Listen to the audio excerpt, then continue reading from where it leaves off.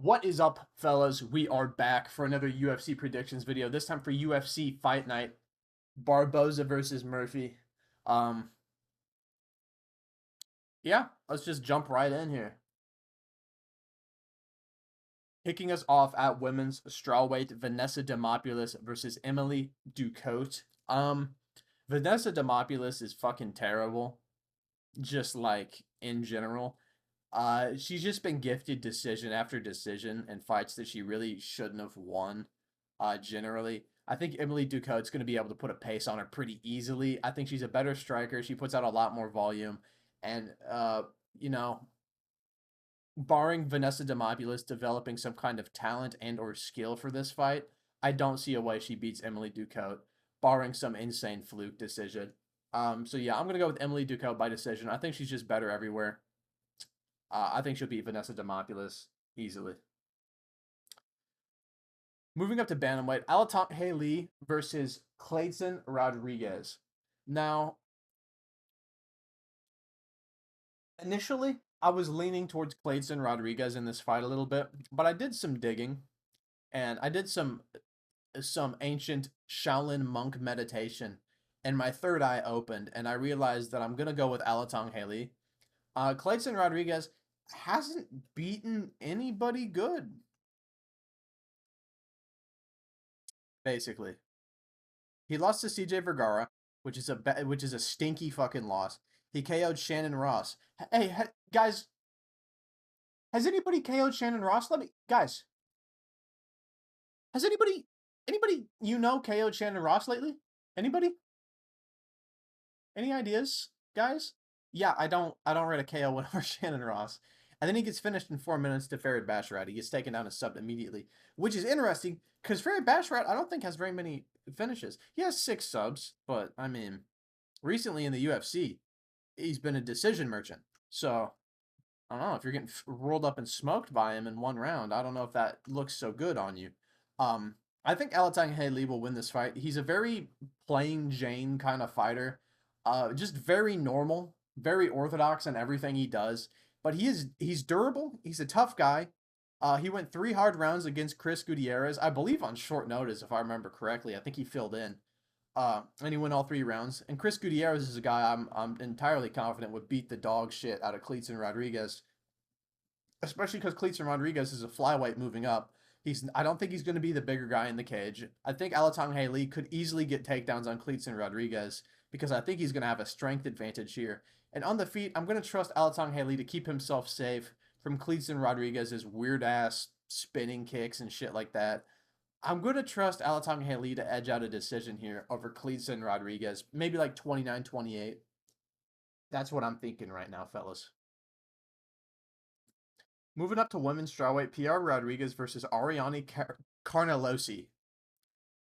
This fight is interesting to me, because I think the line is a bit wide. I'm gonna go with PR Rodriguez here because I just think she's outright better than Ariane Carnelossi just about everywhere.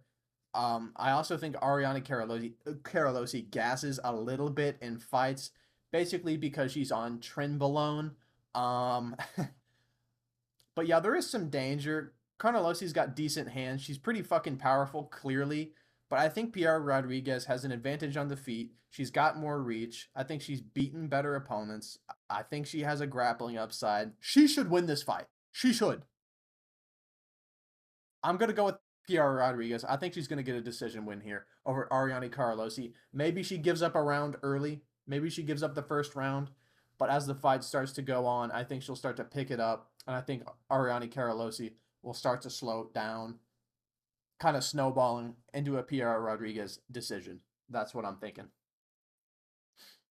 Moving up to middleweight, Abus Magomedov versus Warley Alves.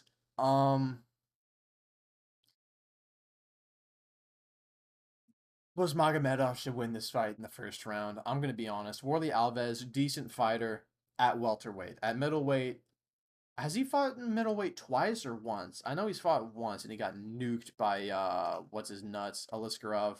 No, he fought Nicholas Dalby, split decision against Nicholas Dalby. That's actually kind of impressive. Jeremiah Wells KO'd him. Randy Brown subbed him. That's bizarre.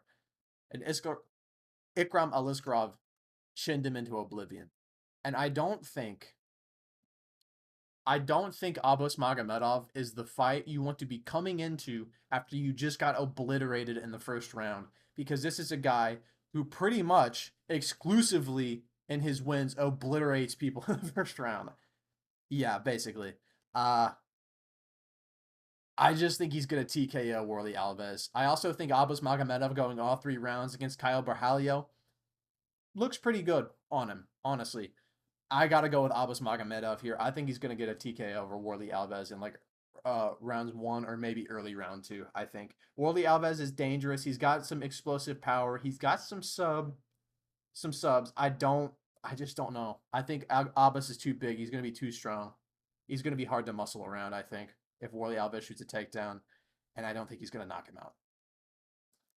Moving up to women's bantamweight, Tamares Vidal versus Melissa Gatto. I'm gonna go with Melissa Gatto. Um, it's just a strength of schedule thing. She's beaten better fighters. I think she's got a grappling advantage. She's better pretty much everywhere. A split decision against De Silva isn't the worst thing in the world. Ariane Lipski or Ariane De Silva isn't terrible. And losing to Tracy Cortez, I don't think is that bad of a loss. I think both of these fighters are levels above fucking Tamares Vidal. Um, I think she'll have an advantage on the feet. I think she throws strikes better than Tamares Vidal. And I think she does have a grappling advantage here. Tamares Vidal does have a sub or two in her career, but I'm just going to go with Melissa Gatto here. I just think she's the better fighter, and I think she'll probably win a decision here over Tamares Vidal.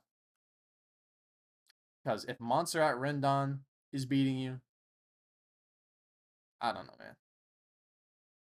I don't know, dude.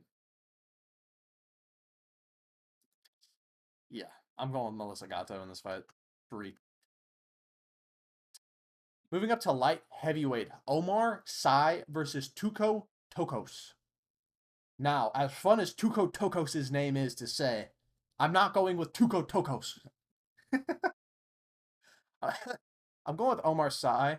Tuco Tokos, I believe, is a replacement. I believe Omar Sy's original opponent dropped out like recently, like yesterday or something, and then they filled him in with Tuco Tokos. But yeah, Tuco's record, I had to do some digging because of the opponent change. Um, there's really nothing here. All of the guys Tuco's beaten have just kind of been trash cans. He got KO'd by Zhang Mingyang in round 1, but that's not the worst loss ever because Zhang Mingyang tends to KO everybody in round 1. Um, but it's kind of like, I feel like if you give Tuco a guy who's a UFC level fighter, he's going to lose. And I think Omar Sy, you can't really see a lot about him here stats wise. And if you look into his career, not a lot of these guys have boast very incredible records. I believe his best win is Henrique de Silva here. 19-9, 17-4 in the KO. Like, this guy's okay. But I think his physical attributes and his ability to strike is going to be what separates him here in this fight. 9-inch reach advantage here at light heavyweight is pretty fucking insane. For context, this is the same reach as like Sergey Pavlovich at light heavyweight. So this dude's got some arm length. Tuco Tokos has decent takedowns against absolute schmucks. So I'm not sure how it's going to translate here because Omar Sy is a bit of a specimen physically. He's decent all around. I think he's a much better striker than Tuco Tokos, and I think he will catch him on the feet in like rounds 1 or 2. I think I'm going to go with the Omar Sy TKO here over Tuco Tokos. Yeah. Moving up to lightweight, our main prelim of the night, Victor Martinez versus Tom Nolan. Guys, I'm going to say it. I'm going to say it again. Tom Nolan shouldn't be minus 500 ever. If you get knocked out by Nicholas Mata, you have no business being minus 500. Against anybody. Against a cashier at Home Depot. You have no business being minus 500 over them. However, I am still picking Tom Nolan to win because Victor Martinez sucks. Tom Nolan, he's a good finisher. He's very dangerous. He just overextends sometimes, and that's exactly what happened against Nicholas Mata. And he got chinned into oblivion because he was reaching too much. He wanted that finish a little bit too bad, and he got obliterated for it. But when you look into his other 6 wins, I mean, this guy just kind of kills people. Bogdan Grad was a guy who I thought was decent. I didn't pick him to win against Tom Nolan, but Tom Nolan just flatline KO'd Bogdan Grad easy. I think Tom Nolan's a much more dangerous finisher here than Victor Martinez. He's a much bigger guy than Victor Martinez. The southpaw is going to eat him up. I think Tom Nolan's going to get a TKO win over Victor Martinez in like round 2. I'm thinking round 2. I don't think he's going to go guns blazing like he did against Nicholas Mata, which was fucking stupid, by the way, because Nicholas Mata's only way to beat you is to hit you with some just Down syndrome gigantic looping punch, and Tom Nolan just ran straight into it like a baboon.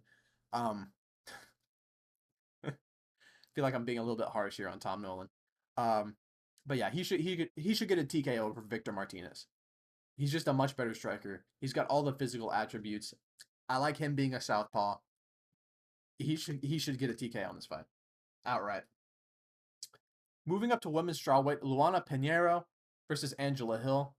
I'm going with Angela Hill. I just don't think Luana Pinheiro has beaten anybody who's worth the shit, really, besides Michelle Waterson Gomez, who at this point in her career isn't the greatest fighter of all time. My thing is, Angela Hill's record is ugly, but she's really kind of good. We can break down. How the fuck did I end up back at Tuco Tocos? What the fuck? How did I even do that? Looking at Angela Hill's record, lost to Mackenzie Dern over 5 rounds isn't the greatest look of all time, but I'd say Mackenzie Dern's probably better than Luana Pinheiro. Vernie Jandaroba's good. She beats Lupe Godinez. She beats Emily Ducote, and she beats Denise Gomes. Those are all 3 good wins. Luana Pinheiro's best win is a 40-year-old Michelle Waterson Gomez. And I just haven't seen anything out of her that makes me think that she is going to beat Angela Hill in a 3-rounder. I just don't see it. Angela Hill's ultra durable. She pushes a super high pace. She's very hard to finish with a submission. I think Angela Hill here is just going to coast to a 3-round decision. That's what my brain is telling me here. Because, I mean, it's just hard work beating Angela Hill over 3 rounds. It is. Yeah, I'm going with Angela Hill decision here. Moving up to bantamweight, Adrian Yanez versus Vinisca Salvador. This is an easy fight for Adrian Yanez. He should beat Vinisca Salvador. Vinisca Salvador is very bad.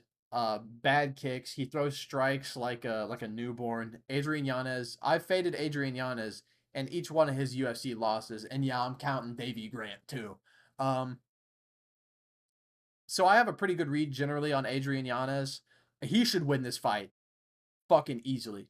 Vinisca Salvador has no hands. Adrian Yanez, for all the shit I've talked about him, his boxing's good.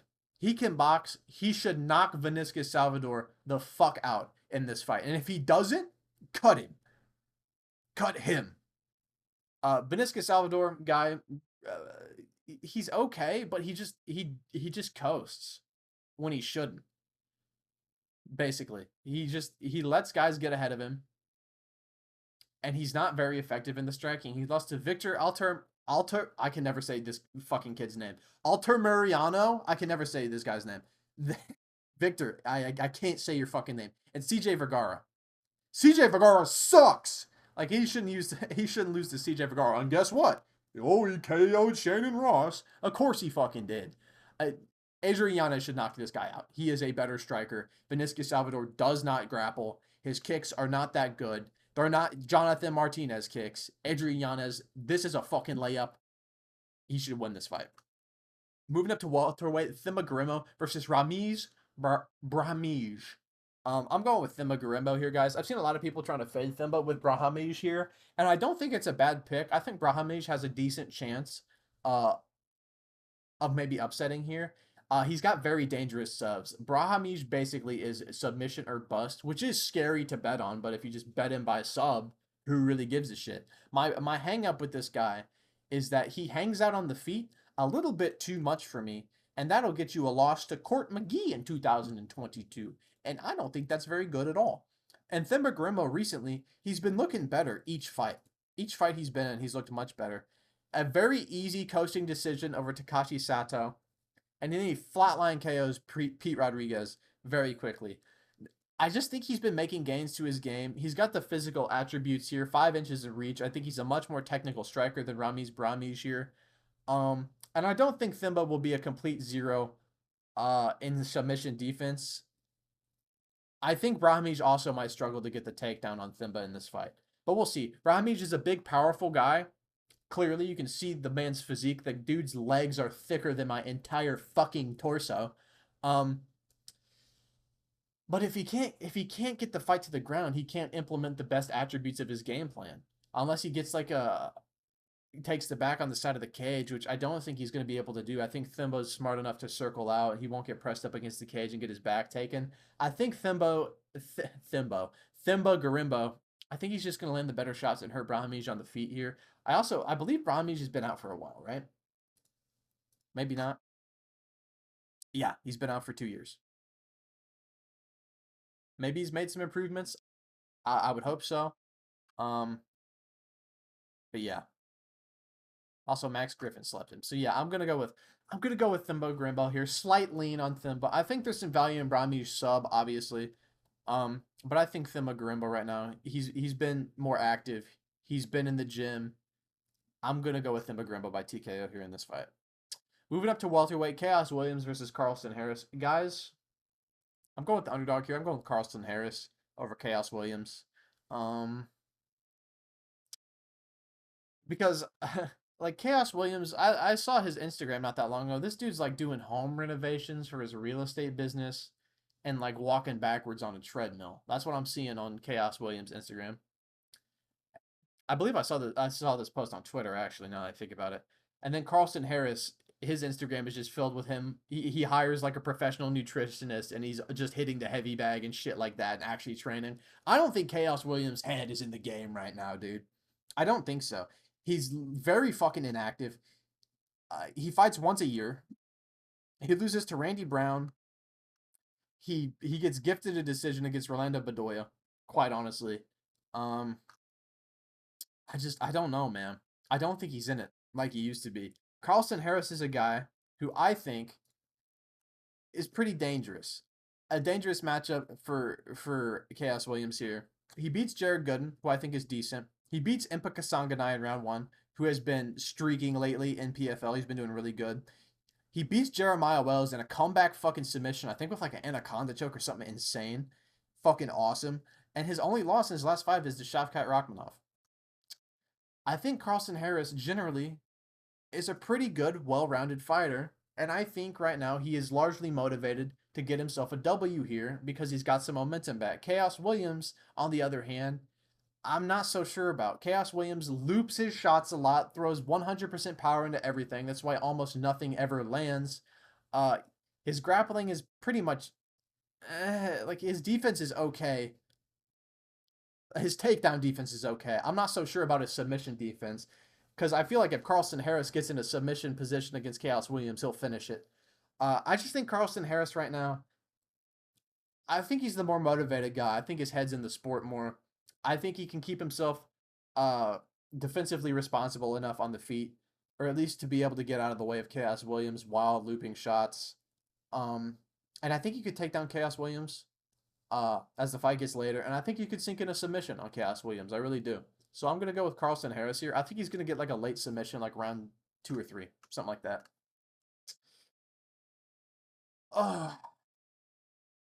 Moving up to the main event at featherweight, Edson Barboza, Lerone Murphy. Man. Every part of me and my heart and soul wants to pick Edson Barboza here. The last young prospect Edson Barboza fought, I picked Edson Barboza and he won.